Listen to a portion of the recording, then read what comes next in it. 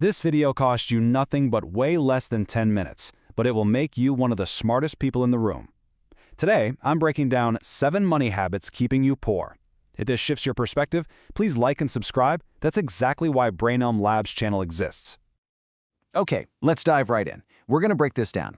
First, we'll look at the specific behaviors that are actually causing financial strain. Then, we'll get into the psychology behind why we do these things. After that, we'll see what this looks like in the real world and then wrap up with a clear path forward for you. You know, the first step to fixing anything is just realizing there's a problem, right? It's all about awareness. So let's lay out these 7 core habits. I want you to think of each one like a tiny little leak in a boat. By itself, it doesn't seem like a big deal, but over time, well, you know what happens. So as we go through these, some of them might sound pretty familiar. But here's what's really interesting. It's the psychology behind them that makes them so common and so hard to break. This isn't about being bad with money or having some kind of character flaw. Not at all. These are actually predictable human responses. They're cognitive traps. And really, understanding why we fall for them, that's the absolute key to climbing back out.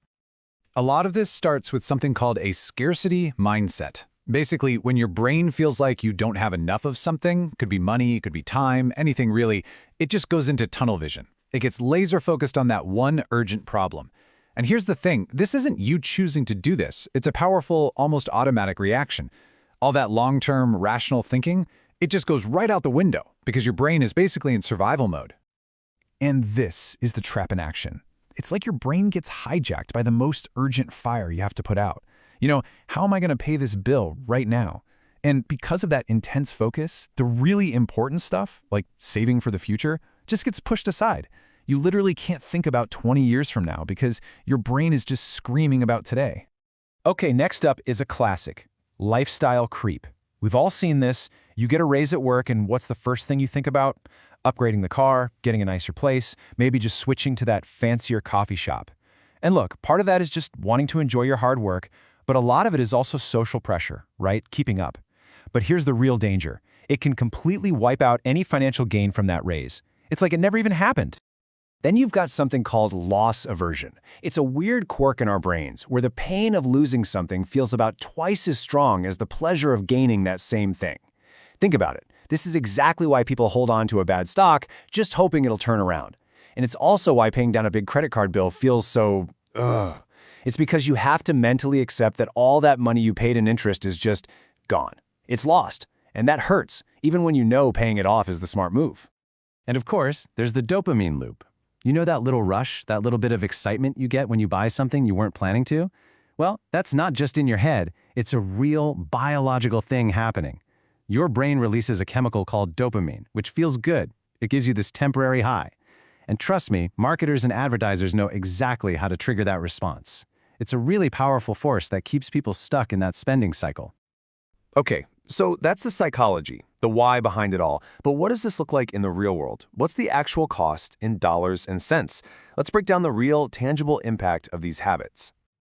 Let's take a really common scenario. Imagine a $5,000 credit card balance. I mean, for a lot of people, that's pretty typical. It might not seem like the end of the world, but the cost of just letting that sit there month after month, it's huge. Now let's say that card has a pretty common but high interest rate, say 25%. Well, at that rate, your debt is not just sitting still. Oh no, it is actively working against you every single day. And here's the punchline. On that $5,000, you'd be paying $1,250 a year in interest alone. You haven't even touched the original amount. That's money that does nothing for you. It builds no wealth, buys you nothing new. It's just gone. A massive, massive wealth drain, all from just ignoring that debt. And this is where that lifestyle creep really gets you. It completely blurs the line between needs and wants. When you don't have a budget, it's so easy to trick yourself into thinking a want is actually a need. You know, I need that new phone for work, or I need to eat out because I'm too busy. And slowly but surely, your income just gets eaten up by things that aren't actually building any real long-term value for you. You know what else is a silent killer for your budget? Those small daily expenses. That $5 coffee, that $15 lunch. In the moment, it feels like nothing, right? It's just a few bucks. But look at how it adds up. These tiny leaks can easily become thousands and thousands of dollars over a year.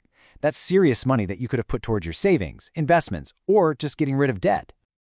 And remember that scarcity trap we talked about? When someone's really caught in it, their options can feel, well, desperate. And that's what leads people to things like payday loans.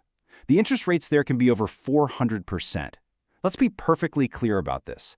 Those loans are not designed to help you out of a tough spot. They are designed, from the ground up, to trap you in a cycle of debt that is almost impossible to escape.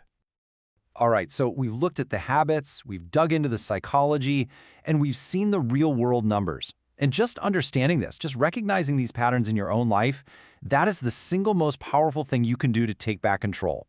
So let's look at them one more time to really lock this in. So here they are again, living beyond your means, not having a budget, paying yourself last, that impulse buying, failing to invest for your future, ignoring high-interest debt, and avoiding financial education. You know, you don't have to be some kind of financial wizard to break these. It really just starts with making a decision, a conscious choice to tackle just one of them. That's it. Just start with one. So, as we wrap up, the real question isn't just about what you learned here today, it's about what you're going to do with it. Take another look at that list. Which single habit are you going to break first? Because that journey to financial freedom, it always starts with just one step. If this helps you think clearly about 7 money habits keeping you poor, please like and subscribe. The next video covers what most people still don't see: